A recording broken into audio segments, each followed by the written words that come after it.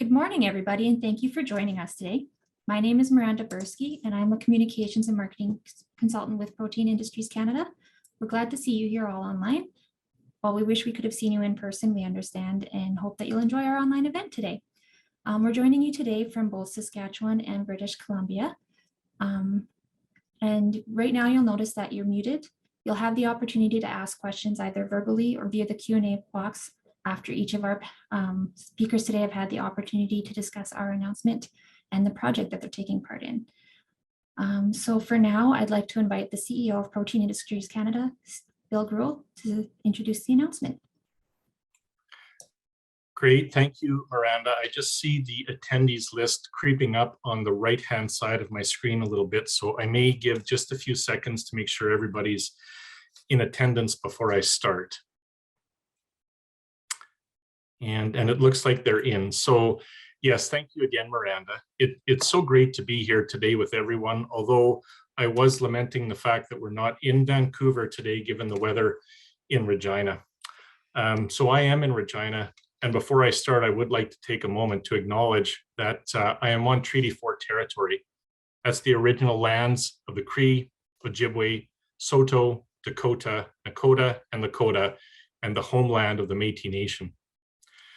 You know, Protein Industries Canada was built on making connections that lead to innovative solutions and some of the world's biggest problems, including a steady supply of healthy and sustainable food.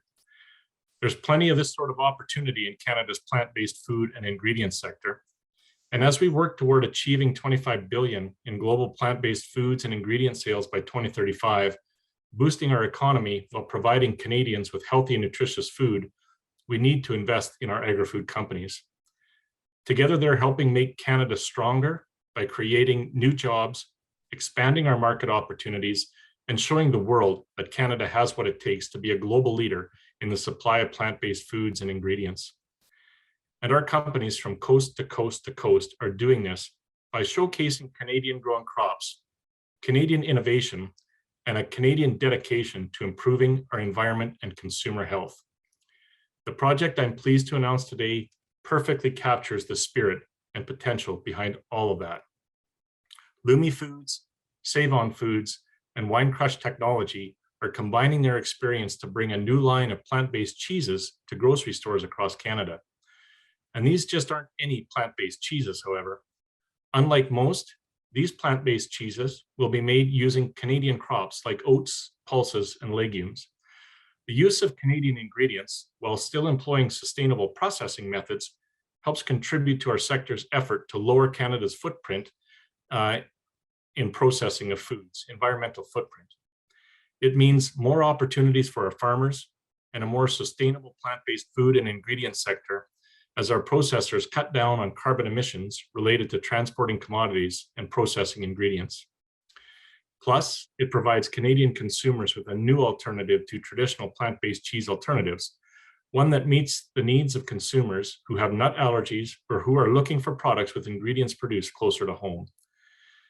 It also gives Lumi Foods, Save-On Foods, and Winecrush technology the opportunity to grow, which will lead to new jobs and new market opportunities across Canada, all while providing consumers with healthy, delicious plant-based cheese alternatives with the functionality and taste of their dairy counterparts. I'm happy to say Lumi Foods' current plant-based cheeses have reached the point of being available on deli shelves across the country, making them a true Canadian success story, and these new products will soon join them. It's taken a lot of work to get them to this point, including a lot of research, and there's plenty more to come. As part of this project, the partners will be working with the University of Alberta to identify strains of microbes that can be specialized for plant-based cheese making. This help will also improve the flavor, structure, and aroma of plant-based cheeses, meeting consumer demand for products that are healthy, sustainable, and delicious. So I'd like to thank Lumi Foods, Save-On Foods, and Winecrush Technology for the work on this project. Their passion and dedication sets them apart as leaders in Canada's plant-based food and ingredient sector. Additionally, I'd like to thank Protein Industry Canada's staff who helped make this project a reality. It takes a lot of hands, expertise, and work to transform a project from an idea to a full-fledged project that you see before you today. and I can't thank everyone involved enough for the work they're doing to help us get there. Finally, I'd like to thank Minister Champagne, the Minister of Innovation, Science and Industry, and Minister Bibeau from Agriculture and Agri-Food Canada, and all of the Government of Canada for their support of Protein Industries Canada and our partners. Together, we're helping improve health, nutrition, and the daily lives of our consumers across Canada. I'd now like to take this opportunity to turn over to Karen McCarthy from Lumi Foods. Thank you, Bill. I am excited today as the CEO and one of the co-founders of Lumi Foods to be part of this announcement regarding this project. We've been very, very fortunate to participate in this process with Protein Industries Canada, and we're excited to be working with Save On Foods and Winecrush technology in the work that we're undertaking. In particular for Lumi Foods, we're in a process of redefining who we are with respect to reimagining the plant-based dairy sector. And for us, the focus on making cultured plant-based cheeses is incredibly important. So we are in our efforts to move away from the use of tropical ingredients such as cashews and coconut milk and focus more towards Canadian grown crop solutions such as lupini, which we are fortunate to be utilizing in our efforts through another PIC project related to the lupin platform out of Alberta.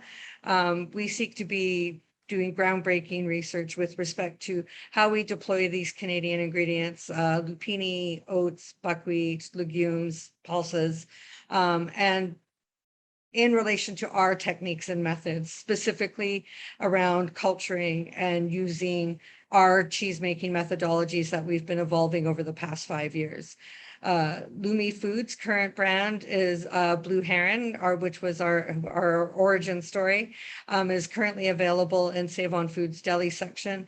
And we're grateful that Save On Foods has been a participant in this consortium, having the foresight to identify that the deli section also needs to have room for plant-based cheeses in this country. So we're particularly excited to expand on this relationship and working with innovative partners such as Winecrush technology. As we like to say over here at Lumi Foods, the future is plant-based. So we look forward to continuing to innovate. I'd love to introduce Kirk Moore, the CEO of Winecrush Technology. Thank you, Karen. Good morning, everyone. My name is Kirk Moyer. I'm the CEO of Winecrush Technology Incorporated, based in Summerland, British Columbia.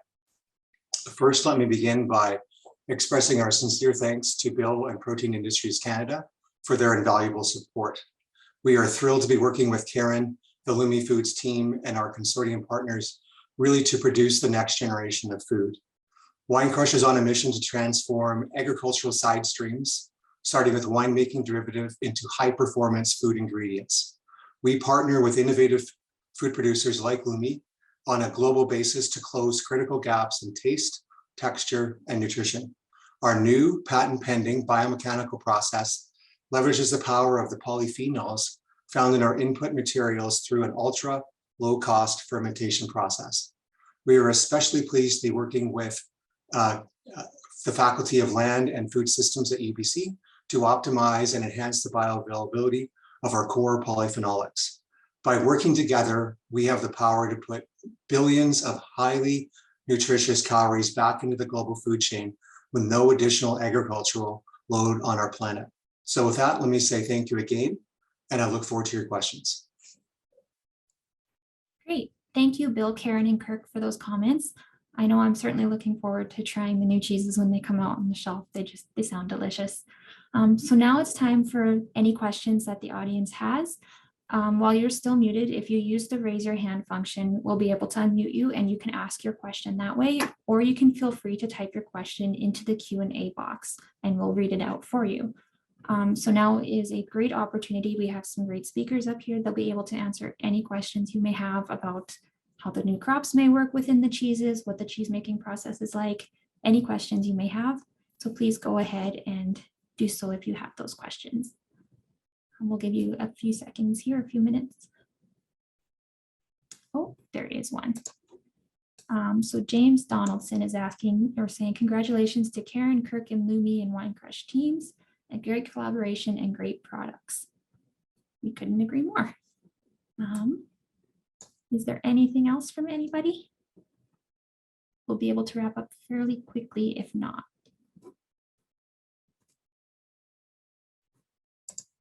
Oh, there is one from Julia Tosh, and I hope I pronounced that correctly.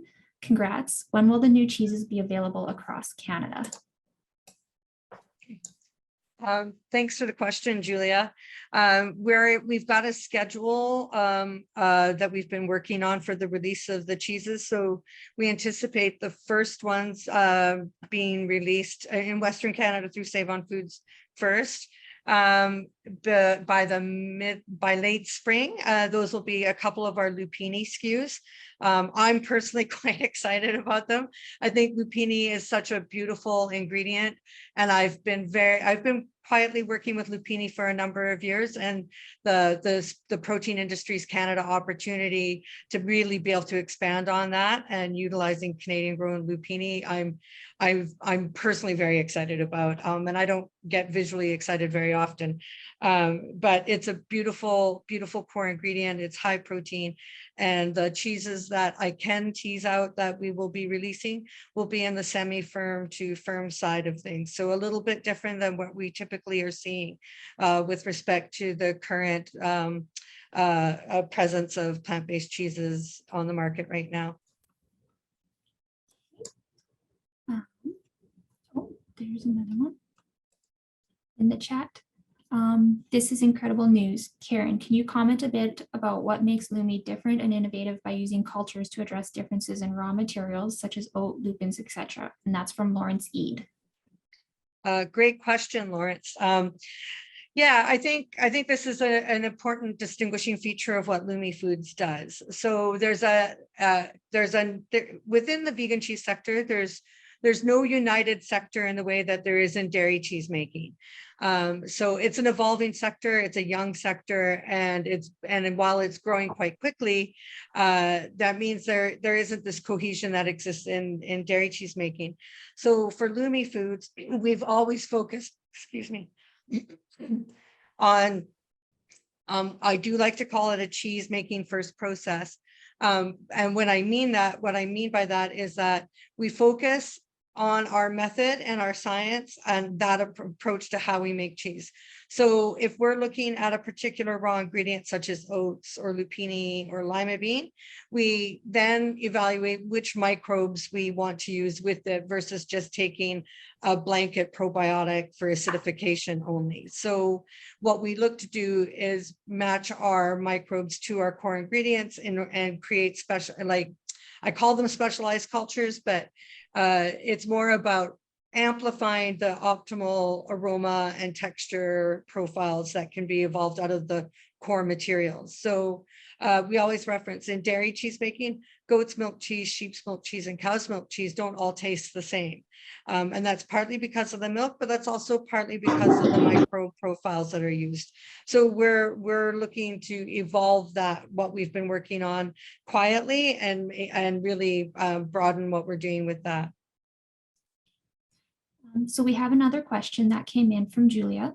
She said that she missed the very beginning of the conference, so she's sorry if she missed reference to this. I don't believe it was fully touched on, so I think you're okay, Julia. She said she understands we are working with the U of A on identifying more microbes for plant cheese. Could you speak a little bit more about that? There's maybe nothing that gets me more excited than talking about microbes. I can speak softly to that right now because obviously the nature of the work is proprietary and sort of protected while we're doing this work. But we are looking to, during this work, what we're really focusing on is what species that we can utilize in the creation of starter cultures that could be specifically used for vegan cheesemakers. And again, this is about looking at the core material we're using and the species we're using, and not just trying to create a blanket starter culture. Currently, for commercial producers, there aren't really good solutions available for this. And I know because I've been looking for them, and so consequently have focused a lot on our own internal solutions. So by being able to work with an academic partner in this, we're hoping to, well, not hoping to, we're confident that we're going to be able to land on the first set of culture sets that we'll be able to then commercialize. Our intention will be initially to focus on B2B, business to business or industrial solutions, but it's not inconceivable to think about expanding the availability of those cultures to the DIY set either in sometime in the near future. Do we have any other questions for our speakers today? We still have some time. Oh, Julia says it's exciting and she can't wait to try, and awesome. Thank you. From Maxine Wolf, what is life after Protein Industries Canada? She understands that our initial funding is up in March 2023. And so what's next? And Bill, if you could answer that one. Yeah, thank you. So yes, we were created with an initial mandate of 5 years, which ends in March of 2023. We are in negotiations and conversations and discussions with the Government of Canada right now on a recapitalization.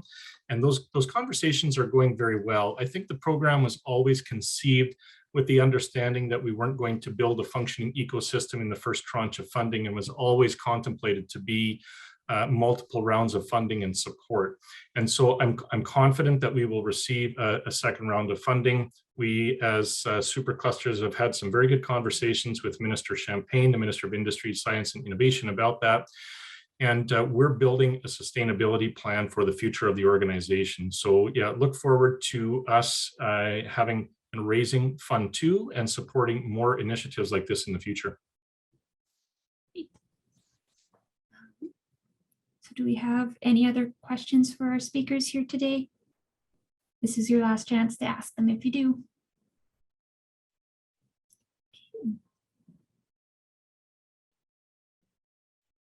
It's looking like that might be it. Bill, did you want to say anything to close things out? Yeah, I'd just like to thank our partners, Karen and Kirk, for joining us today, and Save On Foods for their support. This is a really great example of what we're trying to do at Protein Industries Canada. Ingredients that we're producing from crops in Western Canada being converted into high-value products by food manufacturers. And this is the first time that we've had a food retail or food distributor involved in a project, getting us closer to the consumer. It's a really critical piece.